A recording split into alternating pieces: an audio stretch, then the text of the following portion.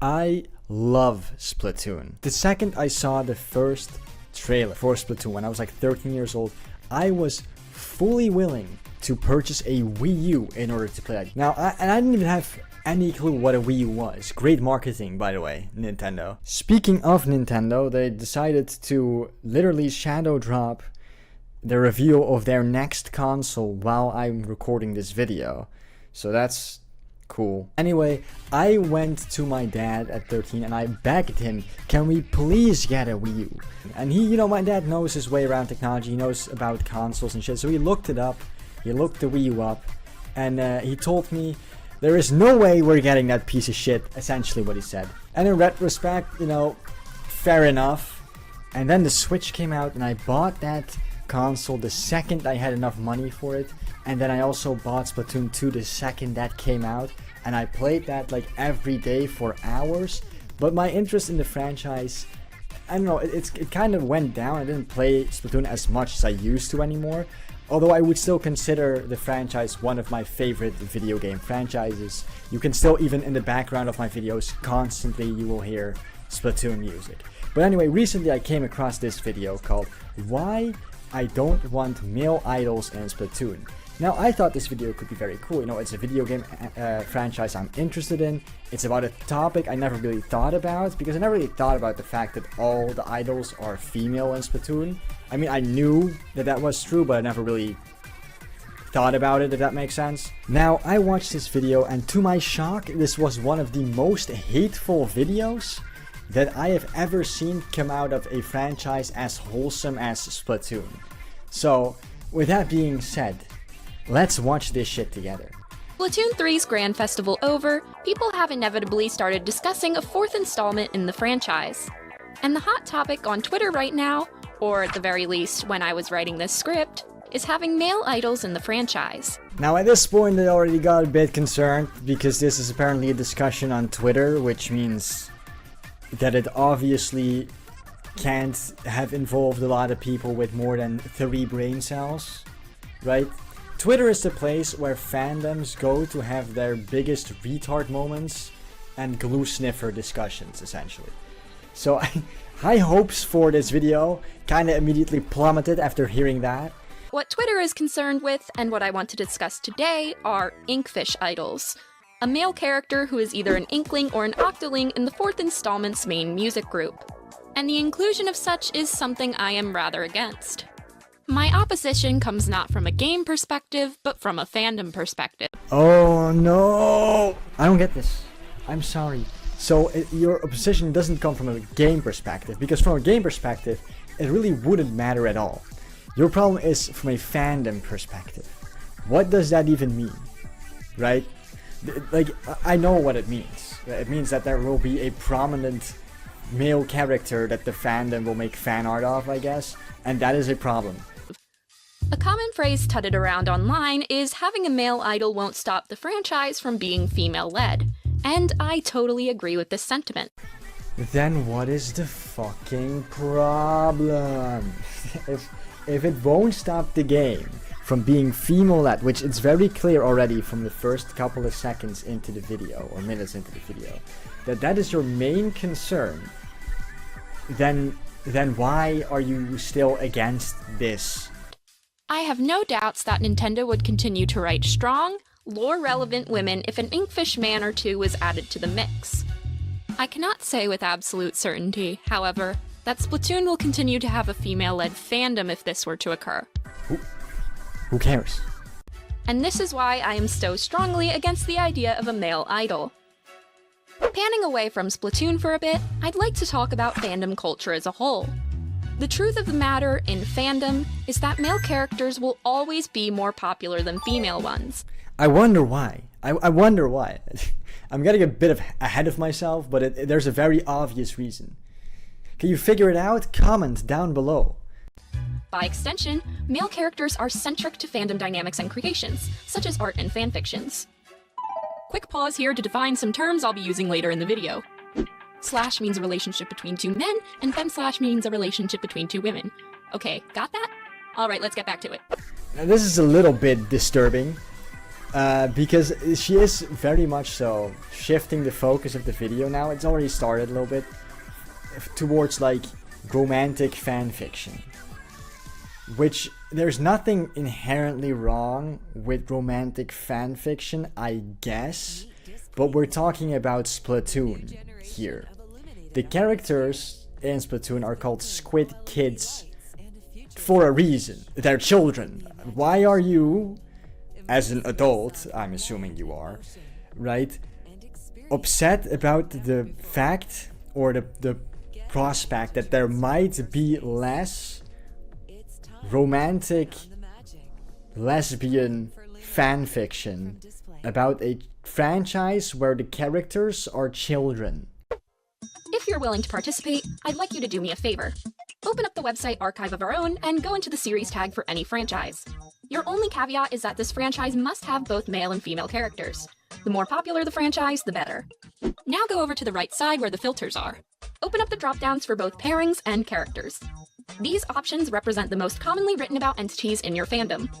What do you see? A lot of men, right? How far down is the first woman? Are there any fem/pairings in the filters list at all? Okay, so let me explain this for you very clearly. I can tell you exactly why right now gay fanfiction of two male characters is far more popular than like lesbian fanfiction of two characters. The reason is that the vast majority of people who write fanfiction are women, and the vast majority of women are straight women, and the vast majority of people that consume male gay fanfiction are straight women.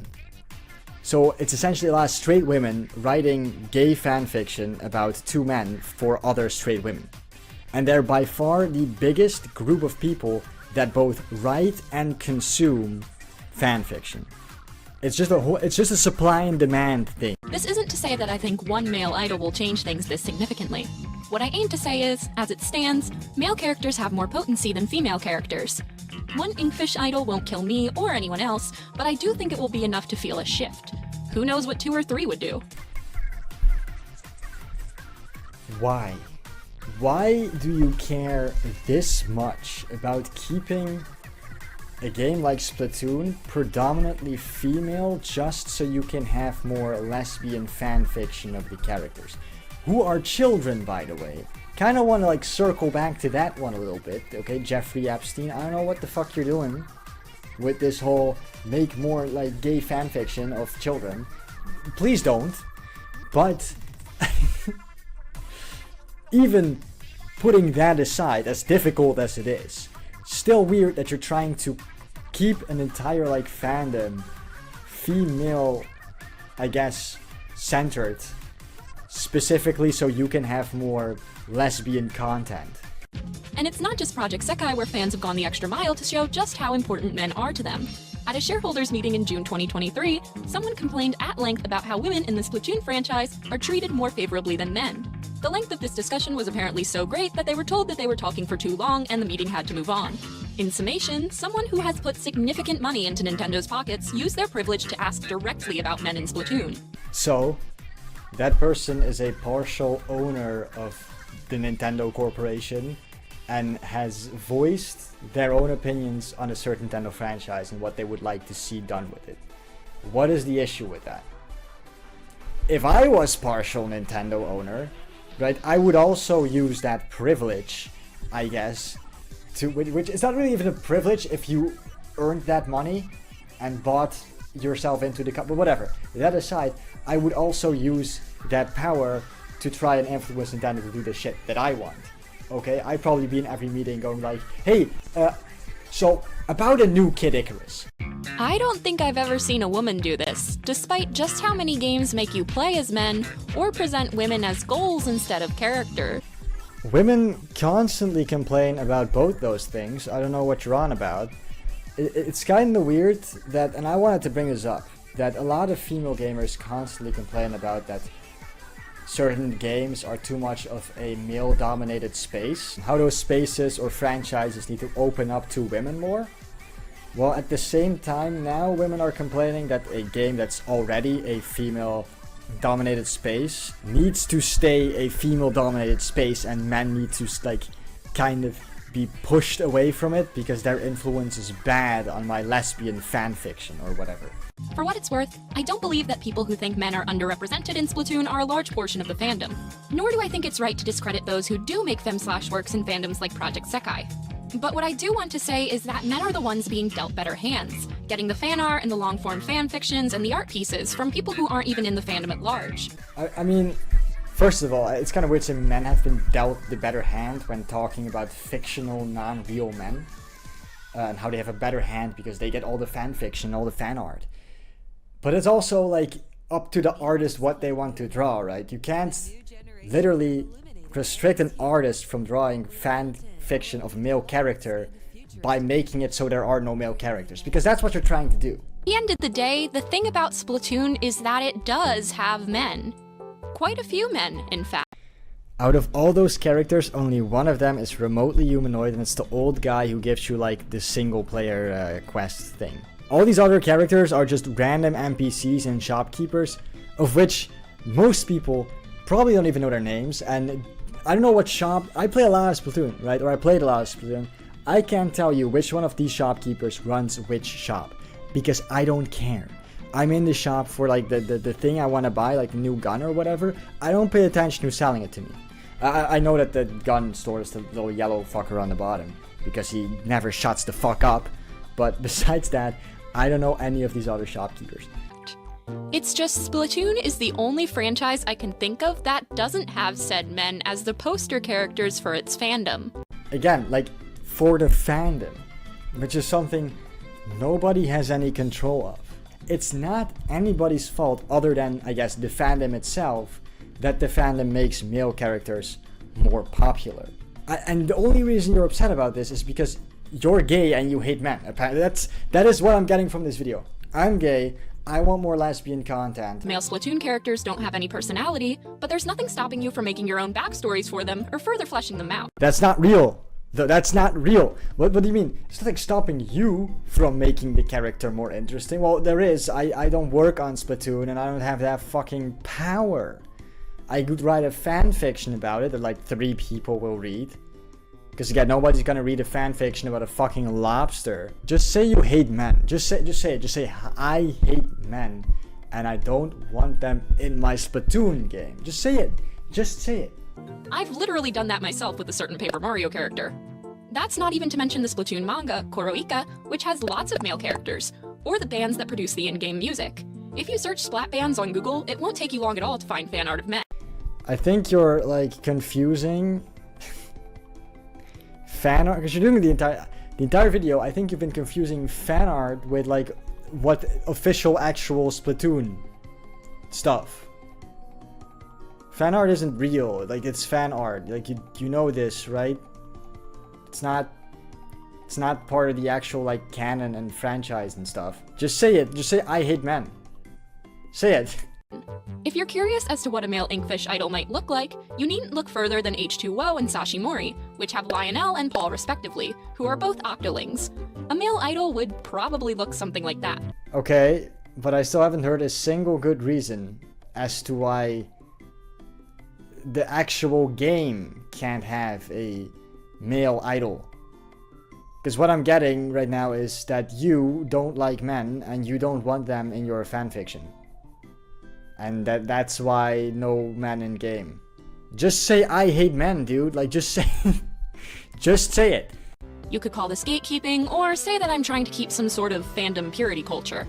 But Splatoon is the only franchise where I can go out into the main tags on any website and find not just women, but women who are into other women. They're children, bro. What is this? What the fuck? I can find women who are into other women and read lesbian fanfic. They're children. What do you, I don't... Could you imagine this was a guy? Could you imagine there was a guy that made like a video about how he wanted a certain fandom to stay specifically male because he wanted more gay fanfiction of underage boys? I don't think that would go over very well. Not that this video, by the way, this video did not go over well with a lot of people, right? But if you go on Twitter, you will find quite a big group of people supporting this woman or having the exact same opinion as this woman about how the fandom needs to stay female oriented and how they want more lesbian fanfiction of Splatoon characters. Could you imagine if a guy made a video like this? That guy would be called a pedo instantly, and it'd probably be off the internet and in jail by now.